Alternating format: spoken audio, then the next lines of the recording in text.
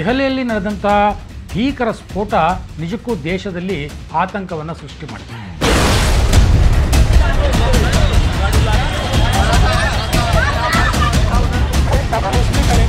ಇನ್ನೊಂದು ಬೆಚ್ಚಿ ಬೀಳಿಸುವಂಥ ಒಂದು ಸಂಗತಿ ದೇಶದ ಮುಂದೆ ಧುತ್ ಅಂತ ಬಂದು ಬಿದ್ದಿದೆ ಸ್ನೇಹಿತರೆ.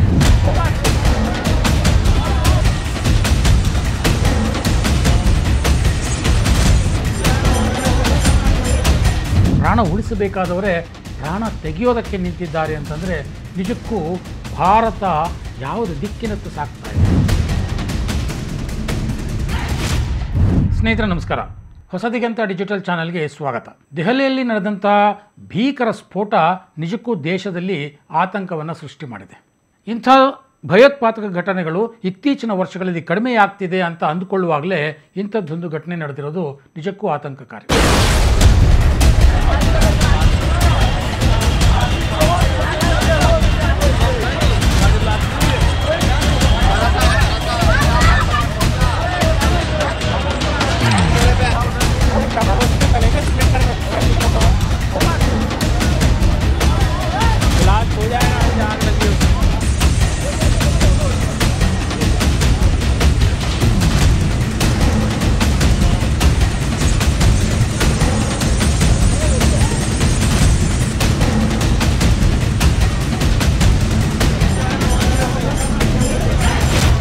ಹಾಗೆ ನೋಡಿದ್ರೆ ಸ್ನೇಹಿತರೆ, ಭಯೋತ್ಪಾದಕ ಕೃತ್ಯಗಳು ಭಾರತೀಯರಿಗೆ ಹೊಸದೇನೂ ಅಲ್ಲ. ಸಾಮಾನ್ಯವಾಗಿ ಭಯೋತ್ಪಾದಕರು ಅಂದ ತಕ್ಷಣ ಜನರ ಮನಸ್ಸಿನಲ್ಲಿ ಮೂಡುವಂಥದ್ದು ಯಾವ ಚಿತ್ರಣ ಗೊತ್ತಾ? ನಮಗೂ ಗೊತ್ತಿದೆ, ನಿಮಗೂ ಗೊತ್ತಿದೆ. ಗಡ್ಡ ಬಿಟ್ಕೊಂಡು, ಟೋಪಿ ಹಾಕ್ಕೊಂಡು, ಕುರ್ತಾ ಪೈಜಾಮ ಹಾಕ್ಕೊಂಡು, ಕೈಯಲ್ಲೊಂದು ಬಂದೂಕು ಹಿಡ್ಕೊಂಡು, ಎಲ್ಲೋ ಅಡಗುದಾಣದಲ್ಲಿ ಅಡಕ್ಕೊಂಡು, ಪಾಕಿಸ್ತಾನಕ್ಕೆ ಹೋಗಿ ಟ್ರೈನಿಂಗ್ ತೊಗೊಂಡು ಬಂದು, ಅಲ್ಲೆಲ್ಲೋ ಗುಡ್ಡಗಾಡು ಪ್ರದೇಶದಲ್ಲಿ ಕೂತ್ಕೊಂಡು, ಆಮೇಲೆ ಯಾರಿಗೂ ಗೊತ್ತಾಗದ ಹಾಗೆ ಬಂದು ದಾಳಿ ಮಾಡೋರು.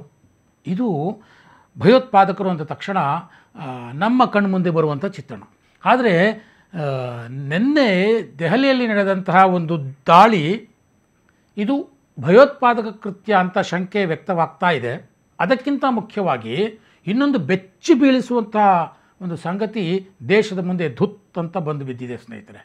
ಏನು ಅಂತಂದರೆ, ಈ ಭಯೋತ್ಪಾದಕ ಕೃತ್ಯಕ್ಕೆ ನಂಟು ಇರುವಂಥ ವ್ಯಕ್ತಿಗಳು ಯಾರು ಗೊತ್ತಾ? ಪ್ರಾಣ ಉಳಿಸಬೇಕಾದ ವೈದ್ಯರು.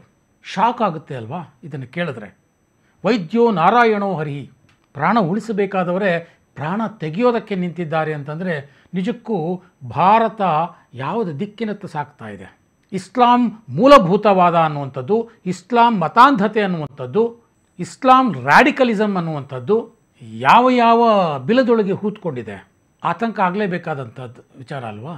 ನೋಡಿ, ಇಲ್ಲಿ ಡಾಕ್ಟರ್ಸು ಸಾಮಾನ್ಯವಾಗಿ ಜನ ಏನು ಹೇಳ್ತಾರೆ, ಅಥವಾ ಜಾತ್ಯತೀತ ತತ್ವದಲ್ಲಿ ನಂಬಿಕೆ ಇರುವಂಥ ಸೋಕಾಲ್ಡ್ ಲೆಫ್ಟ್ ಲಿಬರಲ್ಗಳು ಅಥವಾ ಜಾತ್ಯತೀತ ರಾಜಕೀಯ ಪಕ್ಷಗಳು ಏನು ಹೇಳ್ತಾರೆ?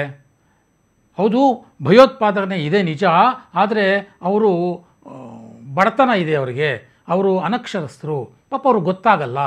ಸೊ ಯಾರೋ ಪಾಕಿಸ್ತಾನದವ್ರು ಬಂದ್ಬಿಟ್ಟು ಒಂದಷ್ಟು ದುಡ್ಡು ಕೊಡ್ತೀವಿ ಅಂದ ತಕ್ಷಣ ಭಯೋತ್ಪಾದನೆಗೆ ಇಳಿದು ಬಿಡ್ತಾರೆ.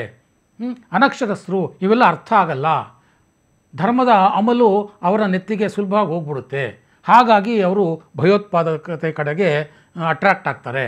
ಈ ಥರದ ವಾದಗಳನ್ನ ನಾವು ಕೇಳ್ಕೊಂಡು ಬಂದಿದ್ದೀವಿ. ಆ ಎಲ್ಲ ವಾದಗಳನ್ನು ಸುಳ್ಳು ಮಾಡುವಂಥದ್ದು ನಿನ್ನೆ ನಡೆದಿರುವಂಥದ್ದು ಸ್ನೇಹಿತರೆ. ಅತ್ಯಂತ ಶ್ರೀಮಂತ ಕುಟುಂಬದಿಂದ ಬಂದವರು, ವೈದ್ಯರು ಅಂದಮೇಲೆ ಅವರು ವಿದ್ಯಾವಂತರು, ಬುದ್ಧಿವಂತರು, ಸ್ವತಂತ್ರ ತೀರ್ಮಾನವನ್ನು ತೆಗೆದುಕೊಳ್ಳೋದಕ್ಕೆ ಶಕ್ತಿವಂತರಾದವರು, ಇಂಟಲೆಕ್ಚುಯಲ್ ಅಂತ ಅನ್ನಿಸ್ಕೊಳ್ಳುವಂಥವರು, ಯಾವುದು ಸರಿ ಯಾವುದು ತಪ್ಪು ಅಂತ ನಿರ್ಧಾರ ಮಾಡುವಂಥ ಶಕ್ತಿ ಇರುವಂಥವರು. ಇಂಥವರು ಉಗ್ರರ ಕೃತ್ಯಗಳಿಗೆ ಇಳಿತಾರೆ ಅಂತಂದರೆ ಆ ಮತಾಂಧತೆ ಅನ್ನುವಂಥ ವಿಷ ಬೀಜ ಎಷ್ಟರ ಮಟ್ಟಿಗೆ ಅವರ ಮೆದುಳನ್ನು, ಅವರ ಮನಸ್ಸನ್ನು ಹೊಕ್ಕಿರಬೇಕು, ಎಷ್ಟರ ಮಟ್ಟಿಗೆ ಅವರ ಮೇಲೆ ಪ್ರಭಾವ ಬೀರಿರಬೇಕು. ಇಂಥದ್ದೊಂದು ಜಾಲ ಇದೆ ಅನ್ನೋದೇ ನಿಜಕ್ಕೂ ಆತಂಕಕಾರಿ. ದೆಹಲಿ ಸ್ಫೋಟಕ್ಕೆ ಕಾರಣವಾದಂಥ ಆ ಕಾರನ್ನು ಒಬ್ಬ ಡಾಕ್ಟ್ರೇ ಡ್ರೈವ್ ಮಾಡ್ಕೊಂಡು ಬಂದಿದ್ದಾನೆ ಅನ್ನುವಂಥ ವರದಿಗಳು ಈಗ ಬರ್ತಾವೆ. ಅದು ಖಚಿತ ಆಗಬೇಕು ತನಿಖೆ ಆದಮೇಲೆ. ಆತನೇ ಆತ್ಮಹತ್ಯಾ ಬಾಂಬರ್ ಆಗಿ ಬಂದು ತನ್ನನ್ನು ತಾನೇ ಸ್ಫೋಟಗೊಳಿಸ್ಕೊಂಡ. ತನಿಖೆಯಿಂದ ಗೊತ್ತಾಗಬೇಕು. ಏನಿದು ಹುಚ್ಚಾಟ? ವಿದ್ಯಾವಂತರು, ಪ್ರಾಣ ಉಳಿಸಬೇಕಾದವರು, ಯಾರೋ ಲೇಡಿ ಡಾಕ್ಟ್ರು, ಆಕೆ ಕಾರಲ್ಲಿ AK-47 ಸಿರಿಂಜ್ಗಳನ್ನ ಇಟ್ಕೋಬೇಕಾದಂಥ ಡಾಕ್ಟ್ರುಗಳು AK-47 ಇಟ್ಕೊಂಡು ಓಡಾಡ್ತಿದ್ದಾರೆ ಅಂತಂದರೆ ವಾಟ್ ಈಸ್ ದಿಸ್? ಎಷ್ಟರ ಮಟ್ಟಿಗೆ ಅವರ ಮನಸ್ಸು, ಅವರ ಮೆದುಳು ವಿಷಕಾರಿಯಾಗಿರಬೇಕು ಸ್ನೇಹಿತರೆ. ಇನ್ನೂ ಒಂದು ಆತಂಕಕಾರಿ ವಿಚಾರ, ಕೆಮಿಕಲ್ ಬಾಂಬ್ ತಯಾರಿಸ್ತಿದ್ರಂತೆ ಈ ವೈದ್ಯರಿಗೆ ಸಹಜವಾಗಿ ಈ ರೀತಿಯ ಕೆಮಿಕಲ್ಗಳು ಬಹಳ ಸುಲಭವಾಗಿ ಸಿಗುತ್ತೆ. ಅವರನ್ನು ಯಾರೂ ಪ್ರಶ್ನೆ ಮಾಡೋದಿಲ್ಲ. ಯಾವುದೇ ಅಂಗಡಿಗಳಲ್ಲಿ ಅಥವಾ ಯಾವುದೇ ಫ್ಯಾಕ್ಟ್ರಿಗಳಿಂದ ಅಥವಾ ಯಾವುದೇ ಡಿಸ್ಟ್ರಿಬ್ಯೂಷನ್ ನೆಟ್ವರ್ಕಿಂದ ಅವರು ಏನಾದರೂ ಈ ರೀತಿಯ ಕೆಮಿಕಲ್ಗಳನ್ನ ತಂದರೆ ಯಾರೂ ಪ್ರಶ್ನೆ ಮಾಡೋದಿಲ್ಲ. ಯಾಕಂದರೆ ದೇ ಆರ್ ಡಾಕ್ಟರ್ಸ್, ಅವರು ವಿಜ್ಞಾನಿಗಳು. ಹಾಗಾಗಿ ಯಾವುದೋ ಲ್ಯಾಬೊರೇಟರಿಯ ಕೆಲಸಕ್ಕೆ ಅಂತ ಸುಮ್ಮನಾಗ್ತಾರೆ. ಅದನ್ನು ಬಳಸಿಕೊಂಡು ಕೆಮಿಕಲ್ ಬಾಂಬ್ ತಯಾರಾಗ್ತಿತ್ತು ಅಂತಂದರೆ ನಿಜಕ್ಕೂ ಆಶ್ಚರ್ಯ. ಅದು ಎಲ್ಲಿ? ಅವನು ಯಾರು? ಡಾಕ್ಟರ್ ಮುಜಮ್ಮಿಲ್ ಗನೈ, ಫರೀದಾಬಾದ್ನ ಅಲ್ ಫಲಾ ಯೂನಿವರ್ಸಿಟಿಯ ಹಾಸ್ಪಿಟಲ್ನಲ್ಲಿ ಈತ ವೈದ್ಯ ಮತ್ತು ಉಪನ್ಯಾಸಕ. ಆ ಅಲ್ ಫಲಾ ಯೂನಿವರ್ಸಿಟಿಯ ಲ್ಯಾಬೊರೇಟರಿಯಲ್ಲಿ ಕೆಮಿಕಲ್ ಬಾಂಬ್ ತಯಾರಿಕೆಗೆ ಎಕ್ಸ್ಪೆರಿಮೆಂಟ್ ನಡೀತಾ ಇತ್ತಾ ಅನ್ನುವಂಥ ಪ್ರಶ್ನೆ ಈಗ ಉದ್ಭವ ಆಗಿದೆ ಸ್ನೇಹಿತರೆ. ಯೂನಿವರ್ಸಿಟಿಯಲ್ಲಿ ಉಗ್ರರ ಲ್ಯಾಬೊರೇಟರಿ. ನಮ್ಮ ಶಿಕ್ಷಣ ವ್ಯವಸ್ಥೆ ಎಷ್ಟರ ಮಟ್ಟಿಗೆ ಮಲಿನ ಆಗ್ತಾ ಇದೆ ನೋಡಿ. ಅದು ಹೈಯರ್ ಎಜುಕೇಷನ್ ಸಿಸ್ಟಮ್ನಲ್ಲಿ ಬುದ್ಧಿವಂತರು ಅನ್ನಿಸ್ಕೊಂಡವರ ಪೈಕಿ ಯೂನಿವರ್ಸಿಟಿಗಳಲ್ಲಿ ಈ ರೀತಿ ಆಗೋದಾದರೆ ಇನ್ನು ಮದ್ರಾಸಾಗಳ ಕಥೆ ಏನು? ಶಂಕೆ ಮೂಡುತ್ತಲ್ವಾ? ಇದಕ್ಕೆಲ್ಲ ಕಾನೂನುಬದ್ಧವಾದಂತಹ ಪರಿಹಾರ ಇಲ್ಲ ಸ್ನೇಹಿತರೆ. ಸಮಾಜ ಎಚ್ಚೆತ್ತುಕೊಳ್ಬೇಕು. ಯಾವ ಸಮಾಜಕ್ಕೆ ಅವರು ಸೇರಿದವರೋ ಆ ಸಮಾಜ ಎಚ್ಚೆತ್ತುಕೊಳ್ಳಲಿಲ್ಲ ಅಂದರೆ ಇಂಥ ಘಟನೆಗಳು ನಡೀತಾನೆ ಇರ್ತವೆ, ಇಂಥ ನೆಟ್ವರ್ಕ್ಗಳು ಬೆಳೀತಾನೆ ಇರ್ತವೆ. ಭಯೋತ್ಪಾದನೆಗೆ ಬಡತನ, ಅನಕ್ಷರತೆ ಕಾರಣ ಅನ್ನುವಂಥ ಪೊಳ್ಳು ವಾದವನ್ನು ಮಾಡುವವರು ಇನ್ನು ಮುಂದಾದರೂ ಎಚ್ಚರಿಕೆ ವಹಿಸಬೇಕು. ನೆನ್ನೆ ಫರೀದಾಬಾದಲ್ಲಿ ಅರೆಸ್ಟ್ ಆದ್ರಲ್ಲ 3 ಜನ ಡಾಕ್ಟರ್ಸು, ಅದೇ ನಾನು ಹೇಳಿದಾಗೆ ಮುಜಮ್ಮಿಲ್ ಗನೈ ಒಬ್ಬ, ಡಾಕ್ಟರ್ ಆದಿಲ್, ಲೇಡಿ ಡಾಕ್ಟರ್ ಶಹೀನು, ಇವರೆಲ್ಲ ಸೋಷಿಯಲ್ ಮೀಡಿಯಾದಲ್ಲಿ ಶೈಕ್ಷಣಿಕ ನಿಧಿ ಸಂಗ್ರಹಣೆ ಮಾಡ್ತಾಯಿದ್ರು. ಮುಸ್ಲಿಮರ ಶಿಕ್ಷಣಕ್ಕಾಗಿ ಹಣ ಸಹಾಯ ಮಾಡಿ ಎನ್ನುವಂಥ ಮಾತುಗಳನ್ನು ಆಡೋದ್ರ ಮುಖಾಂತರ ಆ ಹಣವನ್ನು ಇವರು ಯಾವುದಕ್ಕೆ ಉಪಯೋಗಿಸ್ತಿದ್ರು ನೋಡಿ. ಶೈಕ್ಷಣಿಕ ನಿಧಿ ಹೆಸರಿನಲ್ಲಿ ಸಂಗ್ರಹವಾದ ಹಣವನ್ನು ಬಾಂಬ್ ತಯಾರಿಕೆಗೆ, ತಮ್ಮ ನೆಟ್ವರ್ಕ್ ಬೆಳೆಸೋದಕ್ಕೆ, ಶಿಕ್ಷಣದ ಹೆಸರಿನಲ್ಲಿ ಭಯೋತ್ಪಾದನೆ ಬಿತ್ತುವಂಥ ಒಂದು ದೊಡ್ಡ ನೆಟ್ವರ್ಕು ಈಗ ಬಹಿರಂಗ ಆಗಿದೆ. ಈ ಇಸ್ಲಾಮಿಕ್ ರ್ಯಾಡಿಕಲಿಸಮ್ ಅನ್ನುವಂಥದ್ದು ಮಾನಸಿಕತೆಗೆ ಸಂಬಂಧಪಟ್ಟದ್ದೇ ಹೊರತು ಸಾಮಾಜಿಕ ಸ್ಥಾನಮಾನಕ್ಕೆ ಸಂಬಂಧಿಸಿದ್ದಲ್ಲ.